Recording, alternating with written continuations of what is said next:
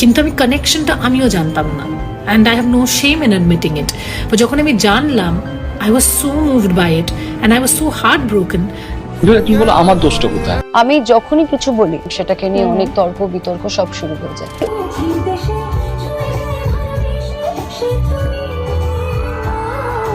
এবার একটি ইন্টারভিউতে রুক্মিণী জানিয়েছে তার মনের দুঃখের কথা। এত বছর দেব তাকে ইউজ করার পরও আজও শুভশ্রীকে ভুলতে পারেনি মন থেকে। দেব এই কথাটি নিজের মুখে স্বীকার করে নিয়েছে রুক্মিণী মৈত্র। তিনি জানান যে আমিও প্রথমে বুঝতে পারিনি কানেকশনটা ঠিক কোথায়। অবশেষে যখন জানতে পেরেছি যে আমি নিজেও ঠকছি, আমি শুধু ইউজ হচ্ছি, তখন নিজের মনকে কিভাবে যে সান্ত্বনা দিয়েছে বুঝিয়েছি সেটা শুধু আমিই জানি।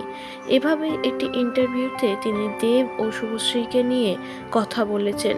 দেব আজও মন থেকে শুভশ্রীকেই ভালোবাসে, এই জিনিসটি বুঝতে পেরেছে রুক্মিণী মৈত্র নিজেই। দেব জানিয়েছে এই প্রবলেমটা যদি আমার মধ্যে থাকে তাহলে এতে আমি কি করতে পারি। আমি যদি কাউকে মন থেকে এতটা ভালোবাসি তাহলে এতে আমি কি করব। তবে অবশেষে তাদের এই বিষয় নিয়ে জানিয়েছে কিছু কথা নুসরাত জাহান, টলিউডের নাম্বার 1 অভিনেত্রী। তিনি জানান, আমি যে কোনো বিষয় নিয়ে কথা বললেই সেটা নিয়ে তর্ক বিতর্ক হয়, তবে দেব আর শুভশ্রী যে নোংরামি করছে এটা টলিউডের জন্য খুবই নিন্দাজনক একটি ঘটনা। শুভশ্রী রীতিমতো 2 সন্তানের মা, অন্যদিকে দেব অনেকদিন ধরে রিলেশনশিপে আছে, তারপরও দুজন দুজনের প্রতি কিভাবে উইক হয়।